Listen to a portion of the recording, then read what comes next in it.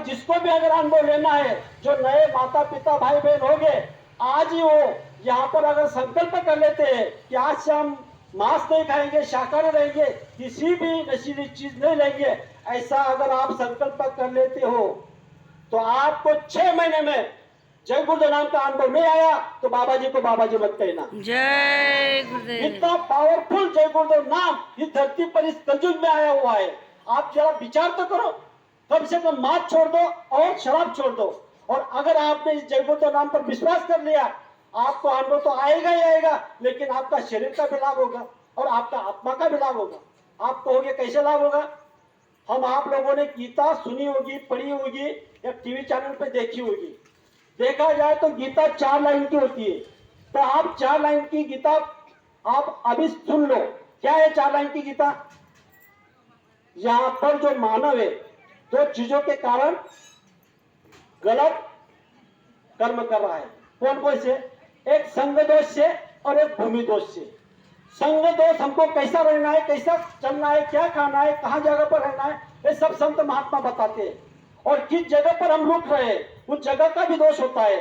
तो गुरु महाराज ने हम आपको इस बात को तो बता ही दिया, लेकिन गीता जो 4 लाइन की वो सब लोग सुन लो।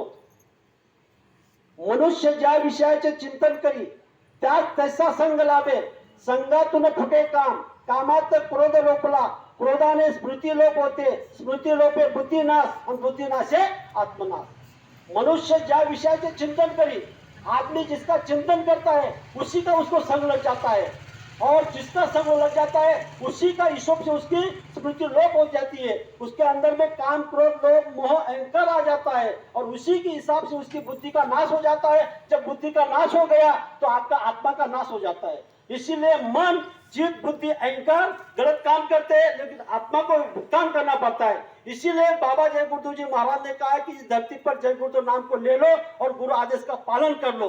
हम आप लोग इस बात को सोचना चाहिए कि हमको कम समय में और कम उम्र में गुरु महाराज कुछ देना चाहते हैं, क्योंकि कलयुग की आयु है 100 साल की। इसके मानव के अंदर में जो मन है उसकी ताकत है चींटी के समान। देखा जाए तो चींटी क्या होती है? मूंगी होती है। तो मूंगी क्या होती है? मूंगी जिसका संग कर लेगी उसी तरह से उसको लाभ मिल जाएगा। चींटी ने अगर समझ लो फूल होता है, फूल के पास पे फूल के अंदर में अगर चींटी घुस गई और वह फूल मान लो अगर ऐसे संत महात्मा के जहाँ सत्संग होता है उनके चरण में अगर वो फूल रखा दिया जाएगा, वहां वो चींटी क्या करेगी? वहां से निकलकर जो प्रसाद वहां रखा है वो प्रसाद वो खा लेगी। अगर उसने वो प्रसाद खा लिया तो उसकी लक्ष्य 84 योनि कट जाएगी। इसीलिए गुरु महाराज ने क्या कहा कि जब लक्ष्य 84 योनि आपकी कट जाएगी तो आपको मानवतम रिजर्वेशन मिल जाएगा, और ऐसा प्रसाद खाने से आपका मानवतम रिजर्वेशन जब हो जाएगा तो संत महात्मा के पास चले जाओगे। जब संत महात्मा के पास चले जाओगे तो आपकी आत्मा जिस दिन से इस सृष्टि पे चली रही है, यहाँ हर योनि में करोड़ों बार जन्मी, करोड़ों बार मरी और फिर वहां जन्म लिया, तो ये सब आपको काट दिया जाएगा, और जहां आपका देश है उस देश में आपकी आत्मा चली जाएगी। आज तक जो आवाज इस धरती पर किसी महात्मा ने नहीं लगाई वो आवाज बाबा जय गुरुदेव जी महाराज ने लगाई। कैसी आवाज लगाई? हम आए वही देश से जहाँ तुम्हारा धाम, तुमको तुम्हारे घर पहुंचाना बस एक हमारा काम। गुरु महाराज का दूसरा कोई काम नहीं है।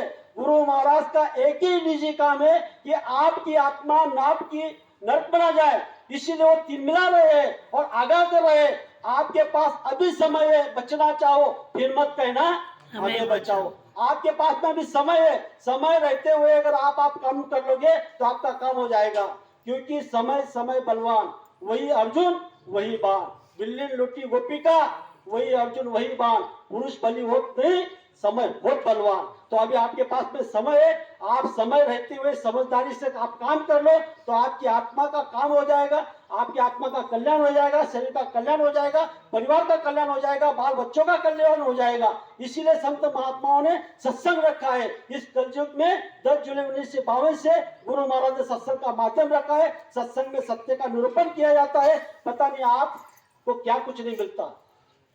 मुझे समय कम दिया गया है, मैं बोलता ही रहता हूँ, लेकिन हो सकता है मेरे कहने में अगर कोई एक आध शब्द कहा गया होगा तो आप मुझे आपका छोटा भाई छोटा बेटा समझकर माफ करना, चुप बोल की क्षमा करना। सभी लोग प्रेम से कहेंगे जय।